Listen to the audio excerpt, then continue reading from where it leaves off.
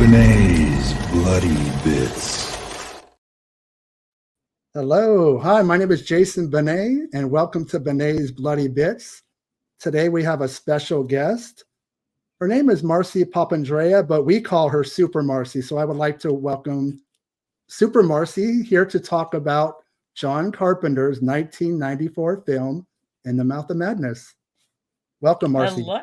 Hello. Thank you for having me. Thank you for the invite and that I got to choose one of my favorite movies to chat about. I'm very excited. So just so people know, can you tell everybody a little bit about you? Because you and I, we used to write together for a website called Killer Film, but where did you start? Who have you written for, and what are you doing now as far as podcast and vidcasting? Oh, goodness.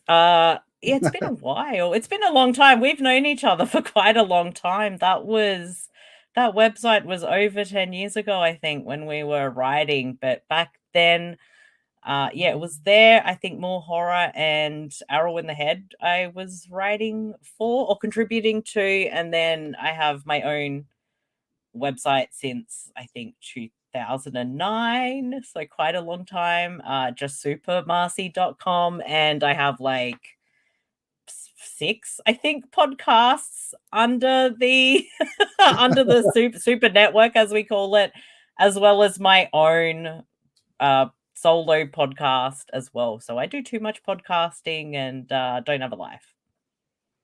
So let's talk about In the Mouth of Madness. I'm going to just let you start. It's more your movie, but I do like it too. When did you first see it?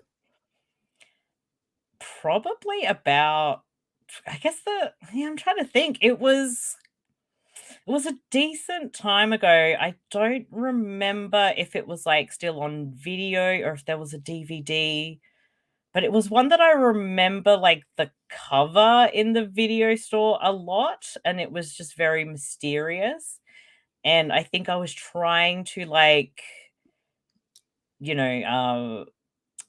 take away the blind spots, not take away the blind spots, but watch blind spots from like John Carpenter's filmography and a few others. And it just blew me away. It was like, it's unlike anything else that John Carpenter has done, but it certainly fits into that trilogy of the apocalypse in a way as well. It's a different kind. And being that I was very much like I grew up with Stephen King and was getting into Lovecraft, it was like the perfect blend of these two things. I mean, more so Lovecraft, but there is definitely a lot of Stephen King in there as well. It's John Carpenter put those two together and made one of my favorite like weird fucked up horror movies. You said trilogy, so we know the first movie in John Carpenter's apocalyptic trilogy is The Thing, followed by Prince of Darkness, and then caps it off with In the Mouth of Madness. I'm old school, literally. I saw it in the theaters in 1994. I wish I could have seen it in the theaters back then. I was not old enough. Were you old? Were you even alive? Because I was still a kid when it came out, so it would have been early 2000s that I saw it. Well, the first Carpenter film I saw in theaters was The Fog, then Escape from New York, and then Mouth of Madness. And it's so sad that there was nobody in the theater when I went to go see it. It's a shame.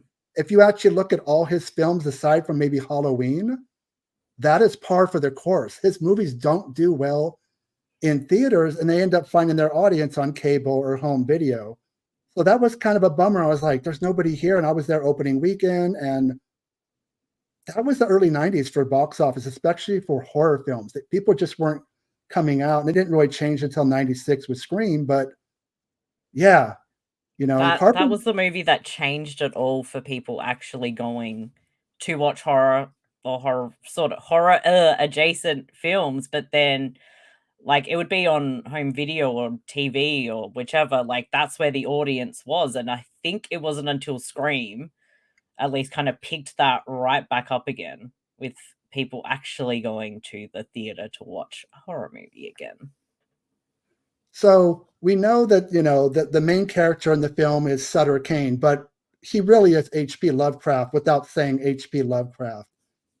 I wasn't too aware of his work, gotten better, affiliated with it since then.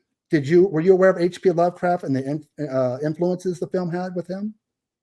Yes, I kind of picked it up, especially just with the title, "In the Mouth of Madness," and I was sort of thinking, is this take of the Mountains of Madness, from Lovecraft? So already, like the title has that influence there. But there's like at the beginning of the film, there's these little nods like Sutter Kane outsells even Stephen King. So it's like you've got a bit of that. It's as if like Stephen King was under the influence of Lovecraft in the 90s, is how I look at it with how the story is there, because I feel like that's King acts as like, I'm trying to think of the right word. It's like a vessel in the way of, let's do this really popular horror author, the book covers and the way like Sutter Kane is written, it's very reminiscent of King books, but at the same time, it's kind of reminiscent of Lovecraftian things. And it is a Lovecraft story, but I feel like it's almost told in a King way. And we know that John Carpenter did adapt Stephen King with Christine, so he's not a stranger to it. But I feel like he wanted to do a Lovecraft story by the way of Stephen King, and that's exactly what the film is. So I was definitely aware of Lovecraft. Before I saw this, I had discovered Reanimator, which is my most favorite horror movie ever, which is of course based on Lovecraft. And then I was like, okay, I need to really read up and read the stories of Lovecraft. So I was definitely aware of that. But as you're watching it, you definitely pick up the little bits and pieces. And the more you watch it, the more you pick up on the references, I think. I appreciate too that it kind of opens with like almost like a Metallica like guitar Yes. rock song, and then it kind of gets told, you find out where John Trent ends up at the end, but then we kind of go backwards. So it's kind of that trippy messes with Mm. your head space. And I just like how John Trent's character is just this insurance, investigator, kind of arrogant, cocky. He's used to debunking people, and I think that's what works on the cerebral level is his descent into knowing everything, to questioning everything about who he is. And at one point, Sutter Kane's like, "You didn't exist until I wrote you," and he's like, "I know who I am." He's like, "Do you?"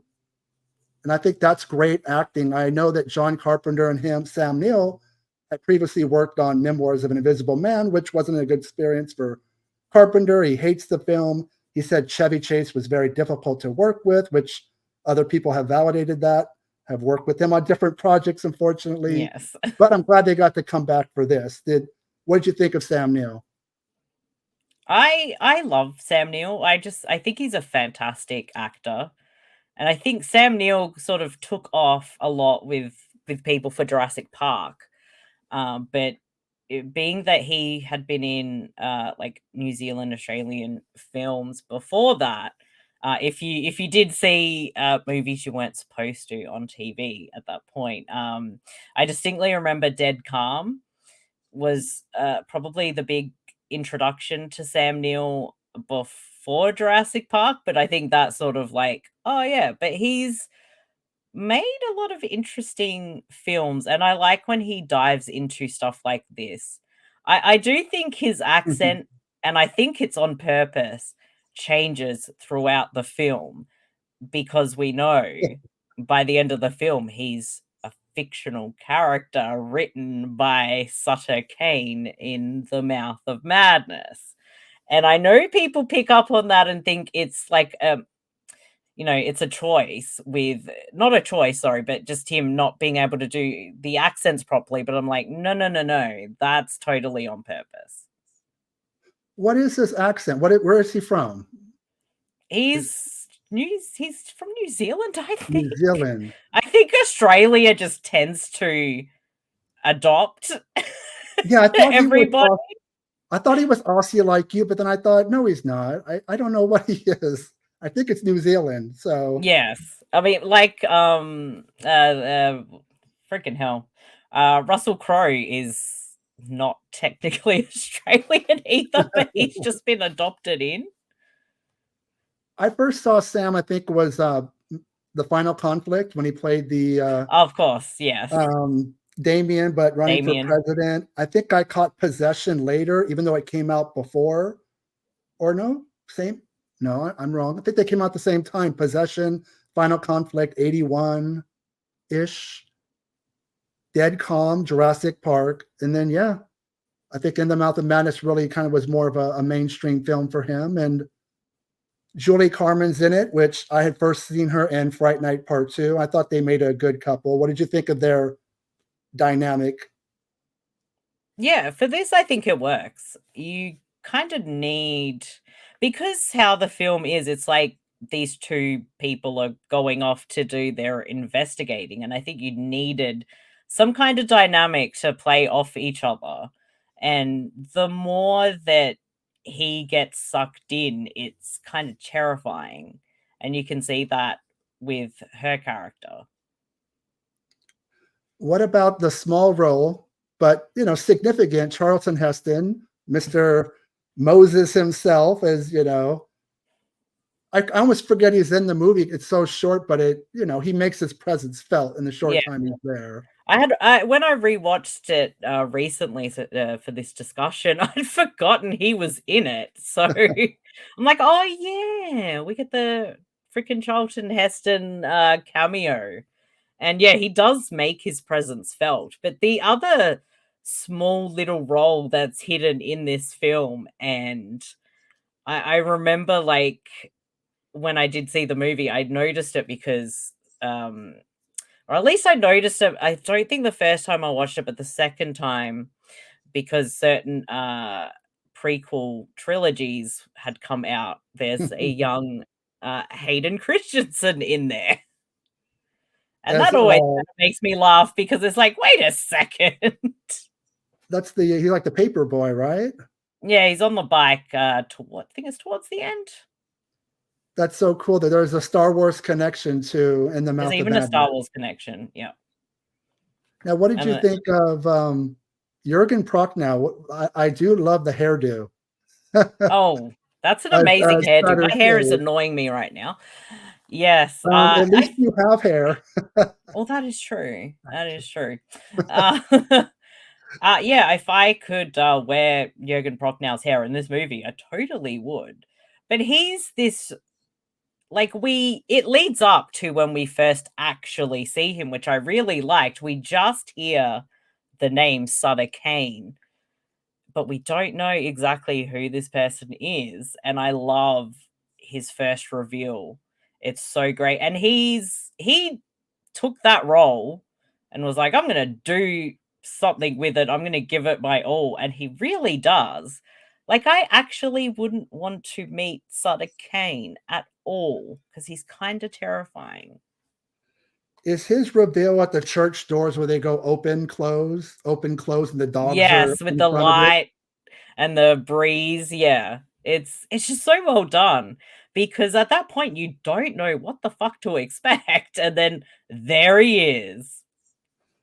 I thought it was genius how John Trent starts picking up the books, collecting them, trying to figure it out. And he's sitting there at night and he looks and goes, I figured out how to find him. And he rips off the pages of the book, cuts it out, and there's a map of a town that doesn't really exist on a regular map, but it's kind of how the beacon, the home base, how we find Sutter Kane. I thought that was clever before we get to him, that we kind of have this little trippy little map. Yeah. Yeah. It just goes with the film being that kind of trippy, like almost out of body experience because things just get weirder and weirder. But I do like how it's structured. And when we do get he's looking at the book covers and it's like the light bulb moment. And there's all these little hints that he somehow manages to pick up on and nobody else has. and then you understand why, because again, Sutter Kane says, well, I wrote you. I know that they shot the film in Canada, and John Carpenter's like me. We're California guys, and we don't like cold weather. I know. I read an interview. He's like, it was brutal. It got down to the bone because he's used to warm weather. But I guess that most likely they shot it there for tax breaks or just cheaper to go there. But that church that you were talking about, that's a real church. So that is not something built. So I think the authenticity of that was really there really helps the film. Yeah, I don't want to visit that church. The end of the world might happen. I don't want to go there. So what did you think of the makeup effects, which was K and B? Did you like them? Do you think they should have showed more of it? Was it hidden because H.P. Lovecraft's work is more about what you don't see? I think that's it. I think we get enough. I don't think we needed more than we got. But that's why I love the film. I think everything is just really well done. And again, it goes back to using your influence with Lovecraft, and there's a lot of the terrors that you don't quite see. And I think that leads into, again, the reveal of Sutter Kane is we don't really know what this who this person is, what he looks like, how he acts, and then we get this kind of reveal, but we still don't get like this insane amount of him. He is still he feels like more of this I guess I'll say evil presence in the film, because we know Sutter Kane has done some very bad things to get where he is, which we find out. But I think it's just done very, very clever. And a lot of the really iconic things from this film, like visuals, is the Sutter Kane reveal, but also Sam Neill covered in the crosses in the hospital. And I think that just on that visual level, it is very striking. So I think they hit the right balance of things, which makes it work. I have two thoughts about it. Watching it then and watching it now, it's completely different. In 1994, we still weren't far removed from The Thing, which wasn't an H.P. Lovecraft film at all, but those monsters were definitely influenced. I was really disappointed in the lack of the monsters, and then the work that was done did not, it looked kind of rubbery. Now I know that when Rob Bottin did The Thing, they said he had like a year prep. So maybe he had an advantage that these guys didn't. But I honestly feel like, what was the reasoning to not show the monsters? Was it because Lovecraft's not known for showing things, or was Carpenter really not convinced that they looked that great? It could be a bit of both, but I think the fear and the terror is in that unknown. So for me, I think it works that we don't really see, because whatever it could be is not going to be as terrifying as what is in your imagination. Well, but if I watch it now, completely different person than I was then. It's more the cerebral parts of the film I appreciate, the going mad, the going crazy, losing control, then the visceral stuff, because I was a lot younger then. So I was into more of that, give me the gore, the violence, and it's in the film, but not like, I had expectations. It's John Carpenter, there's monsters, it's H.P. Lovecraft.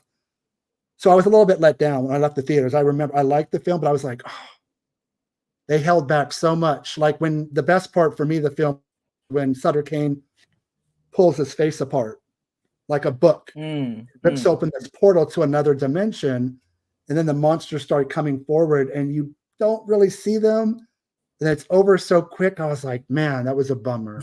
But older Jason has different appreciation than when I watched it, geez, 30 years ago. Yeah. Like I've always like gotten something out of the film, and again, like I said, I do like that we don't quite see everything, because then it's your imagination that can run wild. But I think one of the other things with this film is it's got a quote unquote meta um part to it, and people were definitely not sort of in tune already for that. And I think we saw that with and this just goes with films kind of released in the early 90s with like even The Last Action Hero. People did not understand like the purpose of this film. It went over their heads at the time. Plus she had Wes Craven's New Nightmare, which is this self-aware set in the real world. I don't think people were quite ready to understand that, and I think this kind of falls into that in this self-awareness. And again, it wasn't until Scream that it kind of clicked with people of this self-aware meta quote unquote thing, which, you know, perhaps if this movie came out like just after Scream or something, maybe people would have gotten it then, but people certainly have an appreciation for it now that it's kind of got a cult following, I suppose. The Last Action Hero is a hot mess, but it's a lovely. I enjoy the film, all things considered, and literally Arnold Schwarzenegger took it so hard. The big budget film didn't make its money back. Everyone trashed it, but I find that film as watchable as some of his better films just because it's camp and it's funny and it does things differently. It's a movie within a movie.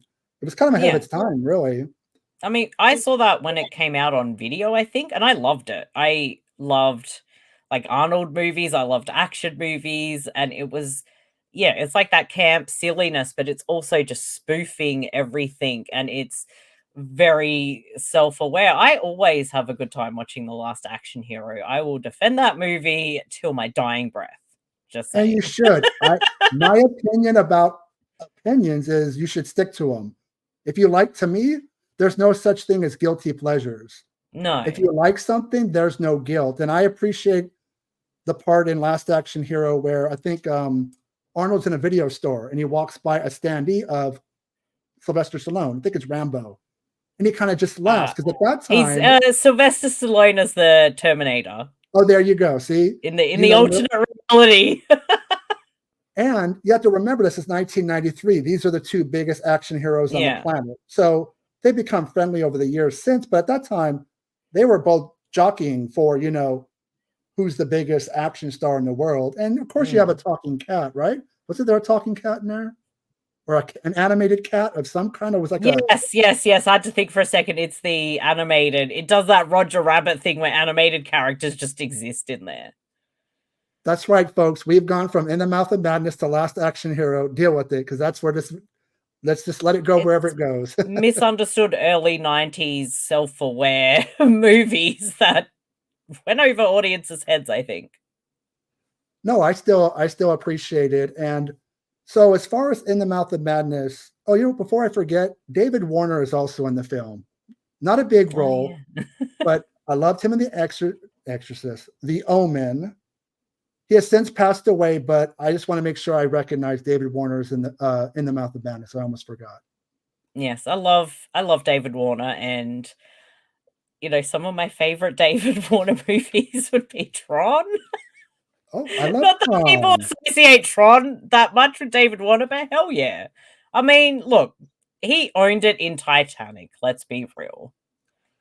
Tron He is had one a of those. role and he's like, I'm gonna do the best thing I can fucking do. And he did that every time. I love Tron, Beautiful. and I actually like the sequel. One of the things I at the love time this. that about the time you and I were writing for Killer Film, I think it was 2010. I got to It go to was San coming out, or we kind of covered it, I think. I got to go to San Diego Comic-Con one of two times as press for Killer Film. And I got to do the press chunk, and it was just very surreal. And they recreated the arcade, Flynn's arcade from the film. And it just, I only went twice as press, but I still have good memories of, I haven't been since 2011 because it's so chaotic. I just kind of, I don't know about you. I know you still do conventions. I used to go to all of them, and I kind of, the novelty wore off and I got burned out. I've definitely dropped off. Did you? I can't afford it. I don't have the energy. Half the time here, they're in locations that aren't the easiest to get to, at least for me. So it just kind of drops off. But hey, if Sam Neill wanted to come to a convention, like I'd be there and I'd be like, sign my In the Mouth of Madness, please. Yeah, I mean, I'm in Southern California, but I'm about 2.5 hours from San Diego, which is not far. Have you ever been to San Diego Comic-Con? Nope. I mean, I guess everyone should go once, but once you're there, it's so crowded and so overwhelming that you really can't appreciate the experience because you're hungry, you're thirsty, you're in lines. Like it's called Hall H is the main auditorium for whatever big movies, Marvel, DC, whatever. You have to wait in line for hours. Yeah, When that's like panic attack central for me. I couldn't do it. you're not a big crowd person either. I Like, hate crowds. I don't like being around a lot of people. So yeah, I probably would just enjoy sitting in Sam Neill's little room drawing crosses on myself than go to a really crowded convention. yeah, it's worth it to go once, but man, I haven't been the last time I went when I was there, literally an hour afterwards, I'm like, why the fuck am I here? Like, I just wanted to get back in my car and go home just because I was like, there's so many people. I mean, you're on top of each other. And like, just to go to a restaurant, like that's walking distance from the convention center, everything is crowded. Hotels Yeah. and restaurants. And I'm not a big people person per se. And I don't, that's probably why horror conventions work better for me. One, I love horror more. And two, they're not as busy as Yes. the because Yeah. Comic-Con encompasses everything, horror, sci-fi, Yeah. At fantasy. least But something that's specific to something like a horror convention. And that's what I wish we had here. We had like one years and years ago, and that's been it. And I would love to have something that was just kind of horror focused that we could go to here. And I would certainly say, hey, Sam Neill, come to this convention. so there's not a horror convention of any Nope. kind in Australia? Nope. And that's If there weird is, I because don't know about it, but I do not think so. No.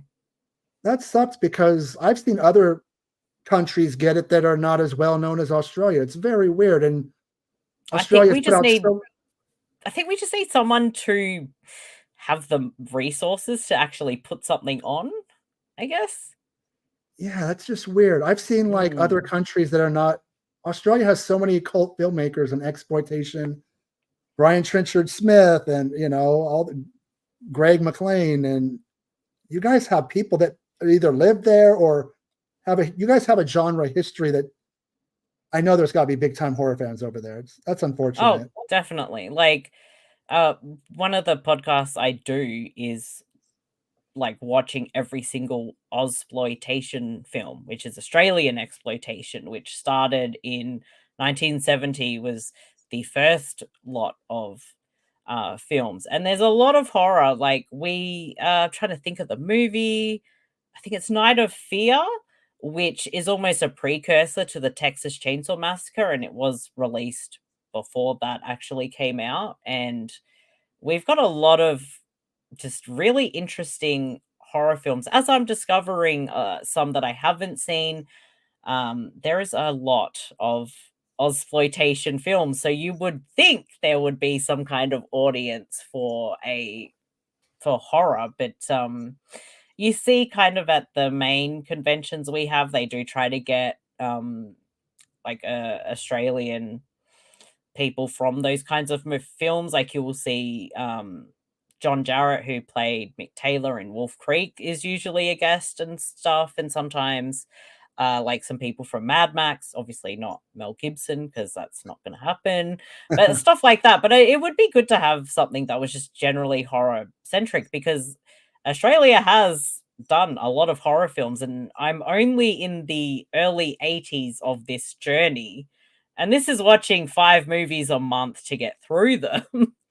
And there's still a lot to go. The 80s, and I think as we get through to the 90s and 2000s, there's going to be a lot more horror films because, as mentioned, we got Wolf Creek and such and such. But I will say, seeing as we are talking about In the Mouth of Madness and Sam Neill, he has popped up in some of these Ozploitation movies so far. Have you ever seen Paul Anderson's Event Horizon with Sam Neill? Oh yeah, Yeah. I saw that before I saw this. And again, it is I love that film. It is a very cosmic horror Lovecraftian type of story as well. And again, Sam Neill just owns it in that role. I feel like his character went through In the Mouth of Madness, became self-aware, realized he was a book character, and then just found himself on the in Event Horizon some years later. You know what? Not until just now did I think of it. I know the connection because of Sam Neill, but Paul Anderson loves John Carpenter. In the Mouth of Madness came out in 94. I think Event Horizon was 97. There are scenes with the cut editing where there's a scene, I think Sam Neill, after he's turned in Event Horizon, shoves somebody's face down and they see like a bunch of subliminal images. That's straight from Sutter Kane doing it in the Mouth of Madness. The gore, the editing, the splicing of footage. I almost feel like Event Horizon's an unofficial sequel. It Like could be. That would make a great double feature, right? Just if you watch those films back to back, Paul Anderson definitely took some things from In the Mouth of Madness with the style, not just the Sam Neill, but the style, the editing, you see the gore, but it's not lingering on it for too long. I don't know if that was the MPAA thing where they would cut stuff, because I know Event Horizon has a director's cut that's gorier, but you're probably never going to see it. Yeah, it's a shame. It's a massive shame. Oh. Wave to our watchers. Hello. And then I don't know if you missed this one. Oh, yes, my cat is. Thank you. So, what's your favorite Australian horror film up till now at this moment in time? That's a tough question because there's a lot and a lot I really love, but I would say, and this is definitely, people may say maybe it's not really, but no, it's a fucking horror movie in every which way. Wake in Fright, 100%. It is literally a film about going mad over the course of a few days. And I don't know what what his acting or performance was, but he's fucking frightening. And that was our very first episode of the Ozploit cast. And I think once I saw that, everything else just was like, no, that's probably my favorite, definitely in that kind of genre of Australian film. And I recommend people watch it. It's not the easiest film to watch. And certainly being from like the very early 70s. Oh God, don't. Lady Stay Dead is terrible, Tony. Please. No, we're not going to mention that movie. That's a movie you watch if you want to be brain dead and disgusted. But yeah, there's some of those in there. We have another. Oh, hi, Bede. Now, glad we got some friends watching. I want to let everyone know that I'm in California. Super Marcey is in Australia. Super Marcey is 18 hours ahead of me. So when we started this live cast, it was 7 o'clock in the morning for her. So no, 9 o'clock. 9 o'clock wasn't too bad. Well, 9 is still not good, but that's really early. So thank you. I didn't realize until I started doing this channel, we're not all in the same time zone. And you figure that out real quick when you get somebody's in Australia, somebody's in England and Morocco. And yeah, so thank you, because that's very hard to get up early in the morning. I'm not a morning person either, so I just I'm trying to get better, but Bede, I will tell you, it's not Plug by far. It might be my most hated Australian movie. Again, we watch a lot of weird shit on our podcast. So, The Thing, Prince of Darkness, In the Mouth of Madness. Which one of the apocalyptic trilogy is your favorite? It would be The Thing. I actually rewatched The Thing, Prince of Darkness, and In the Mouth of Madness, just as I've been watching a lot of John Carpenter and Kurt Russell this year, which is not a bad thing. It's a great thing. But The Thing for me is like in that sort of top 10 of my favorite just movies in general. It still works on every level. Again, Kurt Russell, real. Freddie, shut up and go to your bed. I know you love Kurt Russell and I know you love The Thing, but you got to go relax. I think it is one of the most intense and paranoid films, and you can still sit there and guess like who was the thing, who this and that, like insane. Okay, now Freddie has to freaking join. Say hello, Freddie. But that's not to take away from the other two films because I think they are just as awesome. And fucking stop licking my face, Freddie.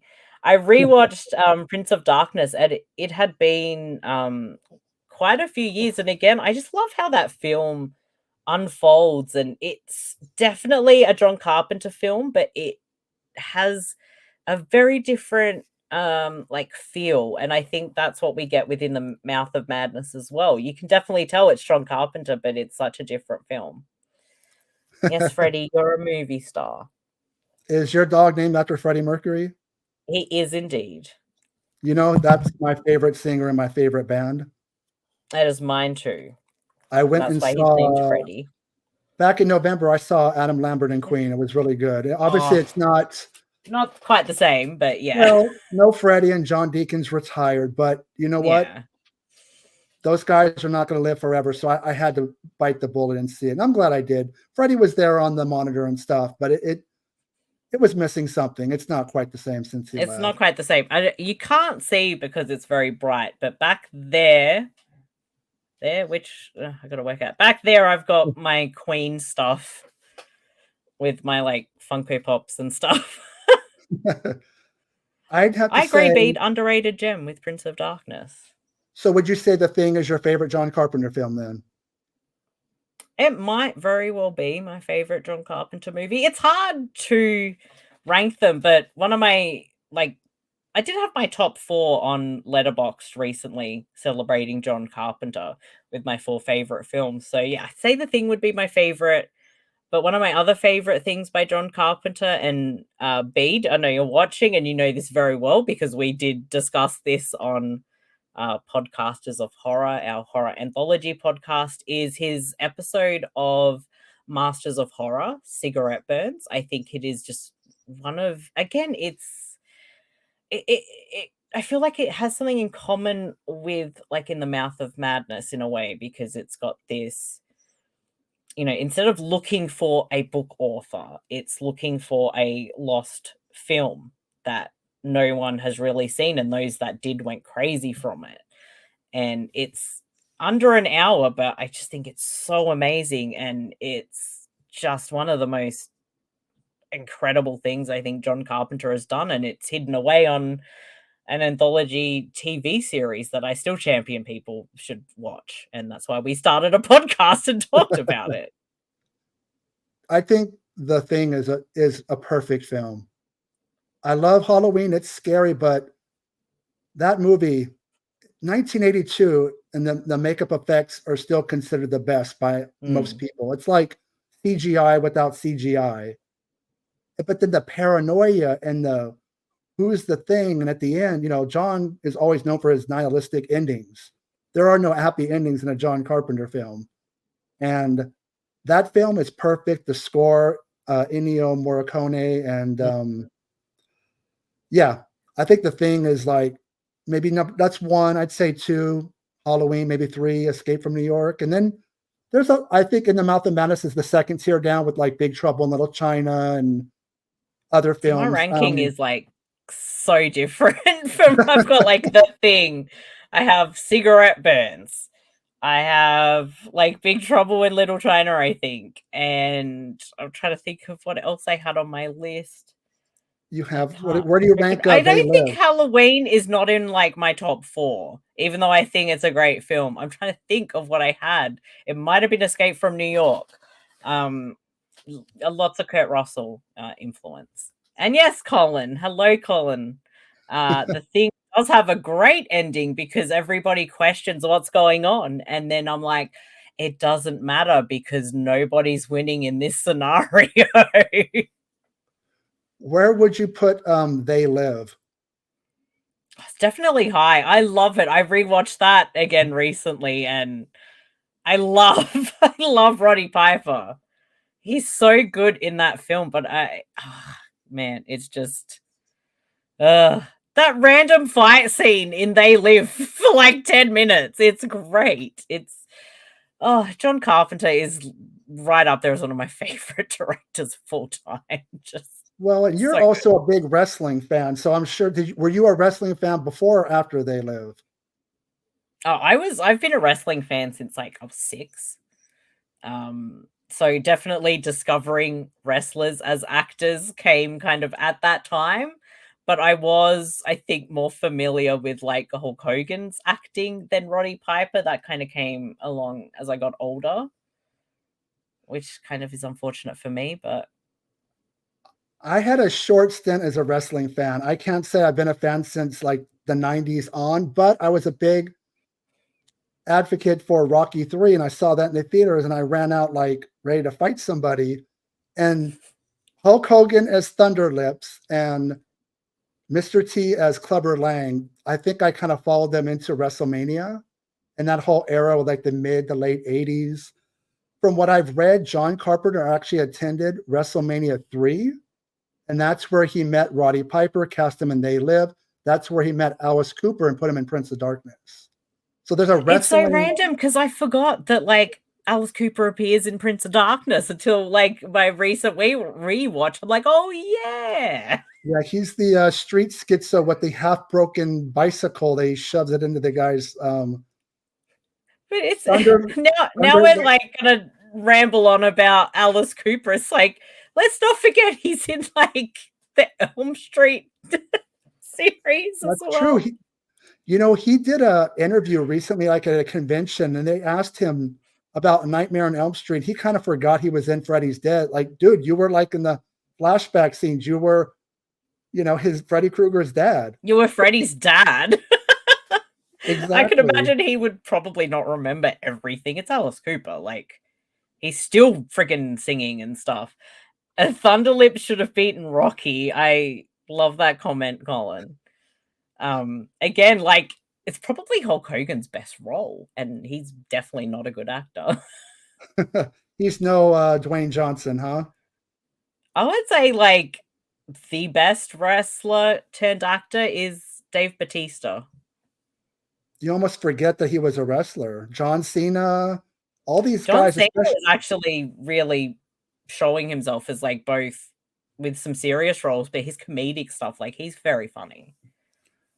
Yeah, he does the comedy stuff really well. He's more of a comedy guy than an action guy. Where obviously Dwayne Johnson is comedy but more action. He's the A-list megastar. I don't know if there's a bigger action star on the planet than him, really, at this point. I don't think there's a bigger star than The Rock, who came back recently to the wrestling as well as everything else he does. But I think he's gonna be in an A24 film, so we might see him do something completely different than what he normally does, which could be pretty cool.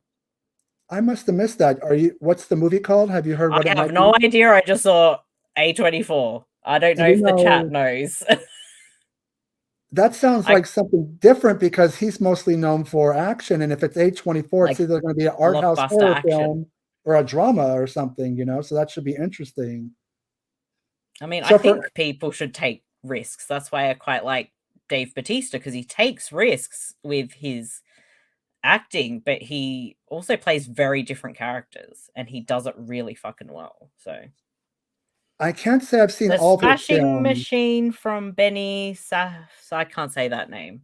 There we go. Thank you, Bede. Now we know A24. The best thing I saw Dave Bautista in was, what was it, the M. Night Shyamalan film, Knock on the Cabin? Really good, because it's a total drama piece, even though it's like a horror thriller. I thought that was he can act. Dude, take away the big brutish guy. This guy can act. That's not a movie that most former wrestlers could probably pull off. No, I think he's definitely something special. He put in the work for sure. But could Dave Batista start in the Sam Neill role in The Mouth of Madness? Let's bring it all the way back around. Well, he's so big that the monsters would probably be afraid of him. He's got the big neck and the big head, and I could almost picture him as being Sutter Kane, which would be even more fucking terrifying. Imagine Dave Batista standing in the church with like, fucking hell. I've been getting out of this fucking town right now. So if you had for every great film, there's going to be some bad ones. What are like one or two of your Carpenter ones you're like, if I never watch it again, I won't lose sleep? I think probably the one you mentioned before, Memoirs of an Memoirs. Invisible Man. It's just it's okay. But that's probably it, really. There's a lot of, I think, merit to a lot of what John Carpenter does. I know a lot of people don't like the Village of the Damned remake, but I actually quite like it. And I did see that before the original, and it had Christopher Reeve, who's my Superman, so that also helps. He I mean, he's the best Superman as far as I'm concerned. Not to rag on the other films, but as Superman, he was the only one that was believable. Even though it was a simple glasses on, glasses off, they were two completely different people because of the way he acted as the nerdy, shy, no confidence, and then Superman is completely opposite. It's obviously it's the same guy, but it works because his acting was so good in those films. He was perfect, and that's why I still, that's my Superman. Like, I'm not gatekeeping or any bullshit. It's like, I get there's other people that play Superman. I want to see mine. I'll go watch the first movie, the second movie. The other two, debatable. I'll pick one underrated Carpenter film. He kind of co-directed it. Was Body Bags. I have not seen, or have I seen Body Bags? That was a Showtime original cable movie that came out in '93. I know I have seen it. Yes, I don't remember it because it has been. I need to just look it up for a second. I think I have seen that. He's like the Crypt Keeper, where Carpenter plays the coroner, and they bring in these bodies, and he kind of unzips them, and every body has a story. One is with Mark. I might have been like very early. So yeah, it's been a long while, but it had I think Toby Hooper directed some of it as well. One what I remember, it had that really distinct sort of purpley ripping open the bag cover. That's the VHS artwork. Yes, that's what I remember. It was always at like the video shop. But I think this had like David Warner was in it as well. We're back to David. I think I remember, yeah, I'm looking it up. Yeah, there's a lot of like director cameos and stuff. But yeah, it's one that I think gets like forgotten about because it was sort of an anthology piece. That's kind of like if I had to recommend the one underrated people maybe forgot about because it was a cable movie. I know Scream Factory has put it out on Blu-ray. But you got Mark Hamill playing a baseball player who loses his eye and gets the eye of a serial killer and starts to have the visions and the motivations of what that killer had. And that's the Toby Hooper episode. And there's another episode with Sheena Easton, the singer, with Stacy Keach, who's going bald and he gets a hair transplant, but the hair that grows on his head is quite alien in origin. Let's just say it's not what you think it is. And there's a lady at a gas station, and there's a serial killer on the loose, and she's working overnight, like graveyard shift. And all these people come up to her, and Wes Craven pops up, and Sam Raimi's in the episode. It's kind of like a collection of horror greats. So that's my underrated Carpenter film. I don't think people think about.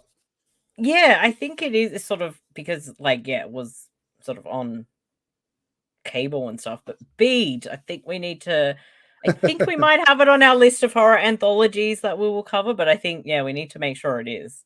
Because now I'm like, I kind of want to revisit this. Been a long time. But yeah, definitely saw that. Before we say goodbye to In the Mouth of Madness, any last thoughts on the film? Revisiting it? Just you like it more or less? Or it's definitely gonna like remain right up there.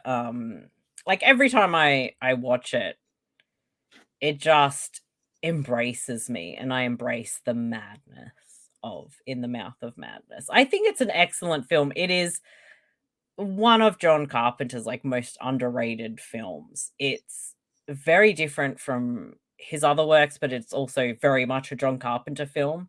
again, like Sam Neill's performance is great, and then you have Jurgen Prochnow, I probably said it wrong, as Sutter Kane, who you don't see all that much of, but that whole presence in the film is just very freaky. And like once you start getting the really messed up, like what the fuck is going on moments, this film just like keeps delivering. And I distinctly remember like when he's out having a drink or lunch, I can't quite remember, and the Sutter Kane's agent, who we find out is the agent, comes through the freaking window and scares everybody. And he's like, "Do you read Sutter Kane?" It's like, what the fuck? I gotta keep watching this. That's right. It's He's just got so the good. axe. He breaks the window, and then the contact lenses that the characters wear, they almost look like sheep's eyes, really creepy, where Mm, the instead very of the creepy. circular kind of black pupil, it's kind of elongated. And anytime I go pet one of those animals, the eyes just freak me out. The goat's eyes, like just it kind of takes me back. Little subtle things like that creep me out more than the big things sometimes. I mean, you got to be wary because they might be under the influence of Sutter Kane. Now, we both appreciate In the Mouth of Madness, but where can people find Super Marcy as far as social media, webcast, vidcast, podcast? I know you're very busy, so I want people to know where they can find you. The easiest place to find me is supermarcy.com. It is the home of the Super Network, where we have, Bede, help me out here, like 6 podcasts under that banner. I can name them off. We've got our weekly show, the To Tuesdays podcast, where we watch along a random movie that we find on Tubi. Usually it involves boobs being in that movie, or at least recently it has been. So it's a lot of fun. As mentioned before, Podcasters of Horror, which we talk about horror anthology stuff. There's the King Zone podcast, which we talk about all the adaptations of Stephen King, but that has a spin-off as well, the King Zone's Book Club podcast, where we talk about, well, so far we've been focusing on short stories, and do have a novella discussion coming up as well. What else is there? The Ozploit cast, which I mentioned, which is about all the Ozploitation films, and I feel like I might be missing one. I don't know. I think maybe that was it. And then oh yeah, the Super podcast, the main podcast. We haven't done one of those for a while. That's also there, and I'm trying to think of everything. Super You're Marcy After Dark with Super Marcy is my solo podcast. I'm trying to get that going back as well. And I'm Super Marcy on all the socials and on Letterboxd, which is very important. I am super_Marcy, and that's usually a good indication of the weird shit that I watch. So yeah, that's a lot to go through, but I know. And then you're on Instagram and Facebook and Twitter as well? yes, I'm on all the socials. I'm on Blue Sky, Threads, and the Super Network is pretty much on all of those as well, if you want to keep up to date with the podcast we do. And there's a YouTube channel in there somewhere, the Super Network YouTube channel, and After Dark with Super Marcy, all on YouTube as well. Thank you, Marcy, or Super Marcy, for coming on to talk John Carpenter and about the madness, Last Action Hero, just all sorts of cool things. And that's why sometimes live discussions might be better, because they're a little bit more organic and less structured, but in a good way, because you start to go on things that weren't planned, and that's what makes it fun. So many tangents, but it was a lot of fun. Thank you so much for having me. I'm glad that I picked or suggested In the Mouth of Madness, because it is one that I find is really underrated. But I can also sit here and talk about The Last Action Hero or Dave Bautista's acting or whatever as well. Thank you for coming on. Thank you for the people that came on the live stream. Yes, We had thank you quite a for few watching. people engaged.